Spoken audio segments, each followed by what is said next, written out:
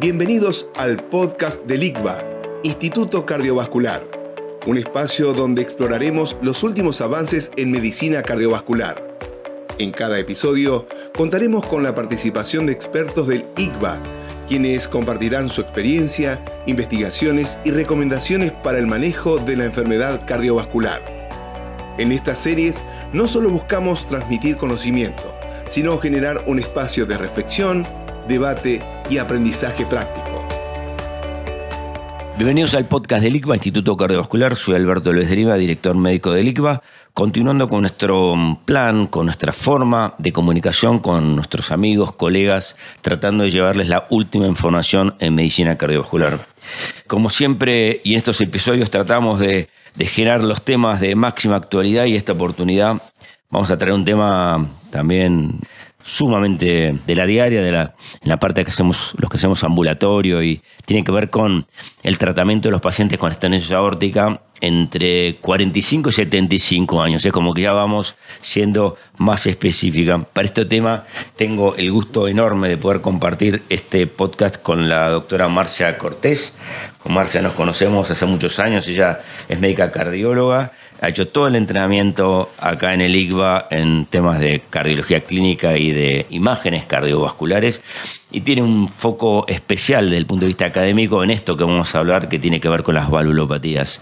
Tiene experiencia en medicina ambulatoria, en unidad coronaria. De hecho, ella actualmente tiene espacios y su momento no es que se dedique específicamente a hacer ultrasonido acá en el ICVA, sino que además tiene rotaciones, lo que llamamos los médicos integrales, con actividades en área ambulatoria y en área de internación, manteniendo también la parte de cardiología crítica. Así que es un gusto fantástico tenerla. Tiene muchísimo desarrollo desde el punto de vista académico, ¿no? Ha participado y ha hecho visitas en diferentes centros del mundo, como en la Clínica Mayo, en Valdebrón, en el Hospital Donostia, en San Sebastián, también en España. Y tiene más de 13 trabajos publicados en revistas internacionales de alto impacto, lo cual es una mujer sumamente completa en su actividad profesional, porque además de lo que piensa y hace, lo publica, y de hecho vamos a hablar algunas cosas de esas publicaciones. Así que, Marcia, muchísimas gracias por estar acá en el podcast. Hola Alberto, buen día. Bueno, muchísimas gracias por la invitación. Bueno, fantástico. Estábamos hablando, ¿no?, de esto de ¿por qué elegiste el tema estenosis aórtica en este rango etario? Bueno, un poco porque me parece que son los pacientes que nos tocan hoy en día en el consultorio y que siempre tenemos mucho dilema a la hora de elegir el tratamiento que le podemos ofrecer.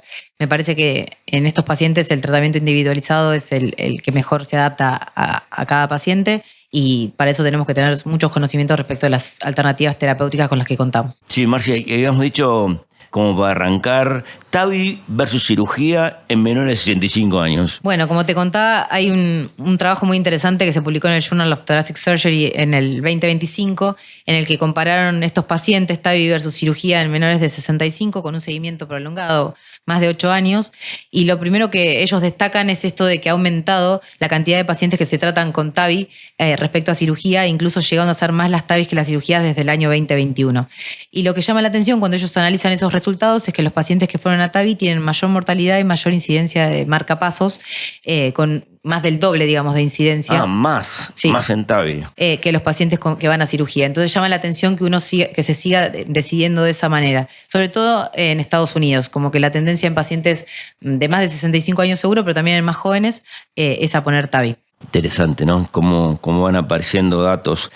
Hay un tema que a nosotros generalmente nos lleva a conversación, ¿no?, que parece muy sencillo la indicación, como decías recién, en pacientes de muchos años y de alto riesgo, pero también el tema del bajo riesgo, ¿no? ¿Cómo analizas este tema? Mira, como sabemos, la TAVI se creó inicialmente para pacientes de alto riesgo, anduvieron muy bien y a partir de eso fueron bajando la indicación a los pacientes de menor riesgo. Me parece que lo importante a tener en cuenta a la hora de decidir es tener en cuenta que bajo riesgo no es sinónimo de paciente joven. O sea, podemos tener un paciente de bajo riesgo que tenga una edad de 70 a 75 años y podemos tener pacientes de bajo riesgo que sean mucho más jóvenes. ¿Por qué es importante Porque, bueno, hay evidencia respecto a los pacientes de bajo riesgo y a las ventajas, o por lo menos a la no inferioridad de la TAVI versus la cirugía. Entonces, entonces parece un tratamiento muy tentador en estos pacientes, pero sin embargo, cuando pensamos en pacientes jóvenes, tenemos que tener en cuenta que son pacientes que tienen una expectativa de vida tal vez de 30, 40 años, a los que les puede ir muy bien con un primer procedimiento percutáneo, pero que después a futuro voy a necesitar nuevas reintervenciones y eso por ahí es lo que va a marcar el pronóstico del paciente. Marcia, en tu equipo, ¿vos cómo haces este análisis de esto que me estás contando en la práctica? Nosotros cuando tenemos un paciente al que tenemos varias alternativas para ofrecerle, yo personalmente lo primero que hago es, contarle al paciente cuáles son esas alternativas y escuchar cuál es su opinión o la de su familia para ver qué expectativas tiene. Y por otro lado tenemos el llamado Heart Team, que es básicamente un grupo de médicos multidisciplinarios en el que tenemos cardiólogos clínicos, hemodinamistas, cirujanos y discutimos caso a caso a ver cuál es la mejor opción terapéutica que le podemos ofrecer a cada paciente. ¿Con qué variables van jugando para determinar este dilema que hablábamos recién o que vos un poco planteabas? Bueno, como te decía, un poco los intereses del paciente, muchas veces tiene que ver con su profesión, con el tiempo de recuperación que está dispuesto a tener. Por otro lado, si tiene o no comorbilidades. Y obviamente siempre teniendo en cuenta la experiencia del equipo tratante, tanto en hemodinamia como en cirugía. Nosotros, por suerte, tenemos muy buenos resultados en ambos equipos, entonces eso no es tal vez un problema, pero sí, a veces tenemos que jugar con la información y desinformación con la que viene el paciente y sobre sus intereses, digamos. Me parece, por escucharte, esta interpretación de tener como el paciente primero en la línea para la toma de decisión. Hay un tema que resuena permanentemente, sobre todo con los pacientes jóvenes, que tiene que ver con la degeneración protésica. Yo creo que es un tema que es fundamental a tener en cuenta por esto que te decía de la expectativa de vida. O sea, siempre se habló de biológicas versus mecánica y se hablaba de que la mecánica, su fuerte era la durabilidad por un lado, pero por el otro lado el tema de la anticoagulación como su talón de Aquiles. Hoy en día sabemos que las prótesis biológicas degeneran y cuando, gracias a las imágenes y a esos avances, pudimos entender que esa degeneración tiene que ver con la formación de trombos en la superficie de las válvulas. Y ese trombo con el tiempo se fibrosa y genera la degeneración valvar. Entonces muchas veces terminamos en prótesis biológicas anticoagulando al paciente. Entonces la ventaja que tenía la biológica sobre la mecánica terminamos perdiéndola. En ese sentido, lo más importante para nosotros es buscar qué factores de riesgo tiene el paciente para ver si va a degenerar o no tempranamente la prótesis. En ese sentido, la edad es como uno de los principales factores porque los pacientes jóvenes y su sistema inmunológico suelen atacar más a la prótesis considerándolo como un cuerpo extraño. Entonces son los cuanto pacientes más joven, peor. Claro, degeneran más rápido. Bien. El mismatch también es fundamental, entonces tener en cuenta el anillo que tiene el paciente y el tamaño de prótesis que va a tolerar también es importante porque más chica la prótesis, más riesgo de que el paciente tenga mismatch y ese mismatch, esa aceleración que se genera a nivel de la prótesis, favorece la degeneración protésica. Factores de riesgo más conocidos como la diabetes, el colesterol, la enfermedad renal crónica o el hiperparatiroidismo también son cosas a tener en cuenta. Esos pacientes con esos factores de riesgo tienen más predisposición a degenerar tempranamente la prótesis y en ellos tendríamos que pensar más fuertemente en una prótesis mecánica. Entonces estamos jugando con anticoagulación, durabilidad, reoperación, reintervención. Poneme estos jugadores en orden. A mí me gusta pensarlo como que es una balanza en la que de un lado tenemos las prótesis biológicas y en el otro las prótesis mecánicas y tenemos que jugar un poco con esto. A ver, durabilidad. Sí, la prótesis mecánica bien cuidada va a tener una durabilidad muchísimo mayor. Pero por el lado de la biológica tenemos hoy en día, por ejemplo, la posibilidad de, si es necesario por degeneración protésica reintervenir, la posibilidad de hacer, por ejemplo, un valve-in-valve, que sería básicamente poner una TAVI por dentro de la prótesis biológica. Siempre hay que tener en cuenta eso. Uno puede generar esa reintervención, pero si yo tengo 40 años, me pongo una biológica, a los 10 años necesito una reintervención y me hago un valve-in-valve, puede ser que a los 60 necesite otra nueva intervención, porque la TAVI también es una prótesis biológica. Y en ese caso llega un momento que voy perdiendo área efectiva, entonces uno tiene que pensar a futuro cuántas reintervenciones va a necesitar un paciente de acuerdo a la edad que tiene en la intervención inicial para poder proyectar. ¿Cuántas reintervenciones podría haber en TAVI? O intercambio. Empezó con cirugía, se puede reintervenir con TAVI, empezó con TAVI, se reinterviene con cirugía. ¿Cómo es esa secuencia? La realidad es la siguiente. Siempre cuando se habla de reintervención, de alguna manera la intervención de elección va a ser la TAVI, el valve-in-valve. ¿Por qué? Porque es mucho menos comórbido el procedimiento, es un paciente que ya tendría una reintervención y aparte porque lo que se llaman explantes de la prótesis, cuando uno pone una TAVI y la tiene que sacar, son procedimientos muy cruentos y que tienen una alta mortalidad. Pero bueno, obviamente dependiendo de la causa que lleva a la reintervención es lo que uno va a decidir o no. Si se trata, por ejemplo, de una degeneración protésica, no habría problema en poner una válvula dentro de otra válvula. En cambio, si estamos hablando, por ejemplo, de una disfunción protésica por ejemplo, por una endocarditis infecciosa, bueno, ahí hay que pensar en una reoperación. ¿Cuántas veces se puede hacer esto? Y depende, yo creo que mucho, sobre todo del tamaño del anillo. Si yo parto de una prótesis grande, poner una prótesis adentro de otra prótesis no va a haber problema. Ahora, si yo ya parto de un anillo chico, las posibilidades de poder meter una prótesis adentro de otra son más limitadas. O sea, tengo altas chances de mismatch y de degeneración temprana. También hay que tener en cuenta que hay cosas en las que todavía la cirugía es superior, sobre todo cuando tengo enfermedad de la raíz de la aorta o, por ejemplo, cuando tengo anillos chicos, la posibilidad de agrandarlo con un parche de pericardio hace que, por ejemplo, pueda elegir la cirugía y, bueno, obviamente la enfermedad coronaria o la existencia de otras valvulopatías. Claro, que seguramente con el tiempo, además hay que resolverle la enfermedad coronaria, ¿no? Exacto. Sí, Marcia, y me encanta escucharte y ver siempre con esta fluidez y con esta pasión que hablas de este tema de tu desarrollo, en tu desarrollo profesional que has encontrado acá en el tema de las válvulas. Me contabas cuando estábamos organizando este episodio que existe una revisión de Jack con respecto a biológicas y mecánicas de más de 100.000 pacientes, que es la base del STS. Contame un poco. Sí, esa base a mí me resultó muy interesante leer los resultados, sobre todo porque uno piensa, bueno, a ver, paciente de 40, 45 años, le pongo una mecánica, el paciente tiene que estar anticoagulado a largo plazo, tengo alto riesgo de eventos trombóticos y de eventos hemorrágicos. Entonces uno diría, bueno, si tengo que pensar a largo plazo, tal vez una biológica tiene menos eventos de este tipo. Bueno, no, ellos compararon, partiendo de esa base de datos del STS, cómo les iba a los pacientes de entre 40 y 75 años, de acuerdo si se pusieron una válvula biológica o una válvula mecánica. Lo primero a destacar fue que el uso de las mecánicas decayó mucho en los últimos años, de un 20% cuando inició esta base, que era en el 2008, a un 10% en el 2019. Sin embargo, cuando analizamos los resultados de los pacientes menores de 60 años, la mortalidad es mucho menor en los pacientes que fueron a mecánica que aquellos que fueron a biológica.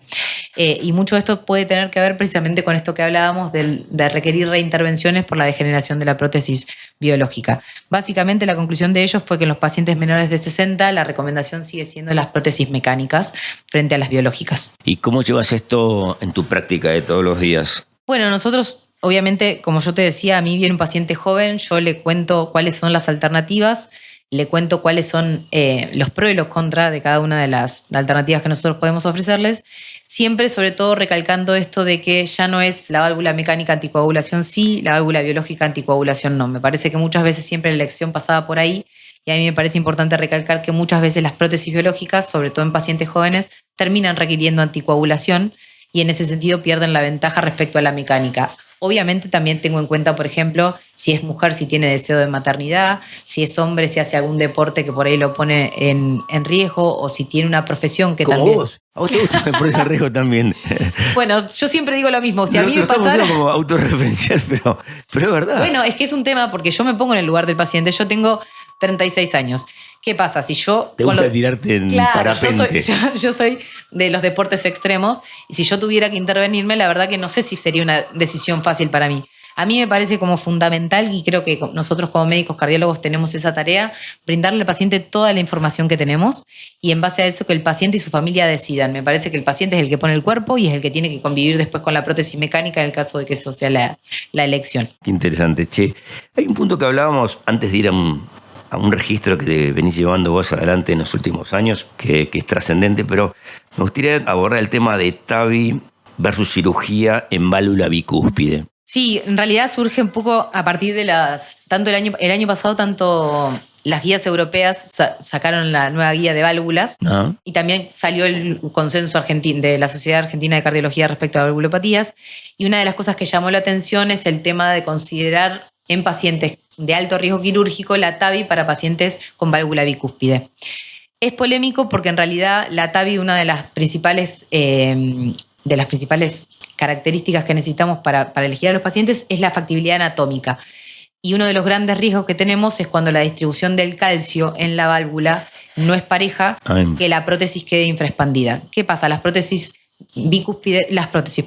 bicúspides suelen calcificarse de manera asimétrica, incluso pueden tener nódulos de calcio y eso puede ser muy complejo a la hora de abordar de manera asimétrica, dijiste. Claro. Asimétrica, claro. Exacto. Los nódulos de calcio o las calcificaciones asimétricas pueden hacer que a la hora de expandir la prótesis, esa prótesis no quede del todo expandida y eso predispone a complicaciones como puede ser el leak paravalvular. Por otra parte, la forma que tienen los hemodinamistas de evitar un poco eso es la fuerza radial con que abren la prótesis y eso genera más riesgo de marcapasos, que son como los dos puntos más flacos de la TAVI cuando pensamos en el seguimiento a futuro y en la evolución a futuro de los pacientes. Entonces es fundamental, si vamos a elegir un paciente de alto riesgo con válvula bicúspide para TAVI, tener en cuenta el tema de la anatomía.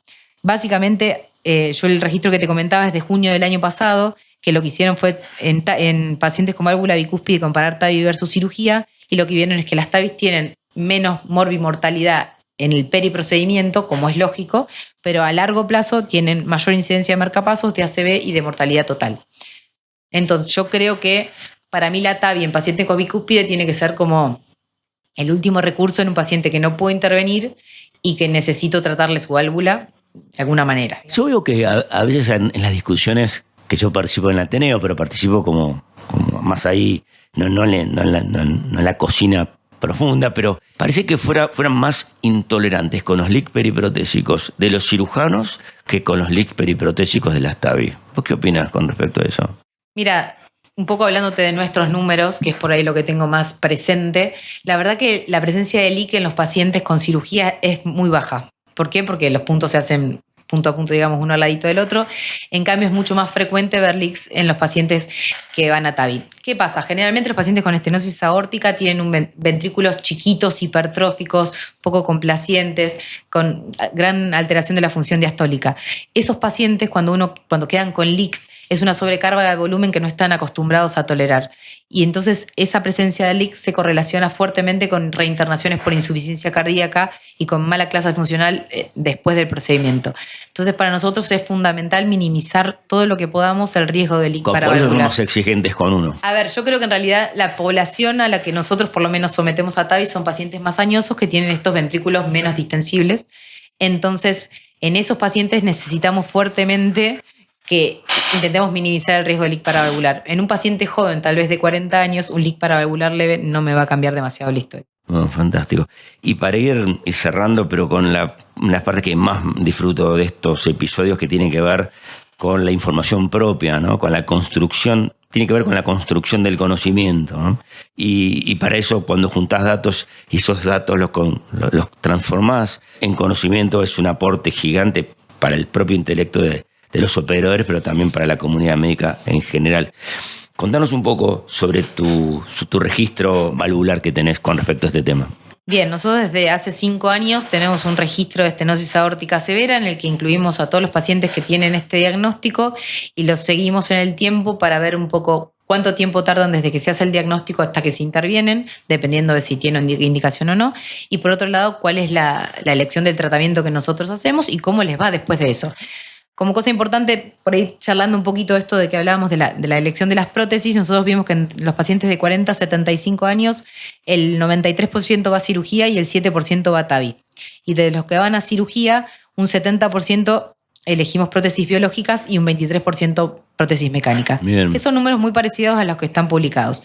Ahora, cuando fuimos a ver la población de 40 a 60 años, que es esta población que en realidad se beneficiaría más con las prótesis mecánicas, vimos que el 99% va a cirugía, hay un porcentaje muy bajo que tiene que ver con alto riesgo, no por edad, que ha ido a TAVI, y de esos pacientes el 53% va a válvula mecánica versus un 46% que va a prótesis biológica. O sea que un poquito estamos haciendo caso a lo que dice la evidencia, intentando a los pacientes más jóvenes elegir las prótesis mecánicas y obviamente acompañarlos en el seguimiento para evitarles las complicaciones. Contanos también, bueno, siempre los sesgos de los registros, ¿no? Porque va de todo, pero contanos cómo les va. No, los resultados que tenemos son buenísimos y están alineados a los estándares internacionales. Hace un poquito más de un zoom a eso. Por ejemplo, justo analizando la población de TAVI, que estamos realizando trabajos que están en vías de publicación, tenemos una mortalidad de 30 días del 0%. 0%. En pacientes consideramos de moderado a alto riesgo sobre todo, y así todo tienen 0% de mortalidad, y la mortalidad a un año también es muy baja,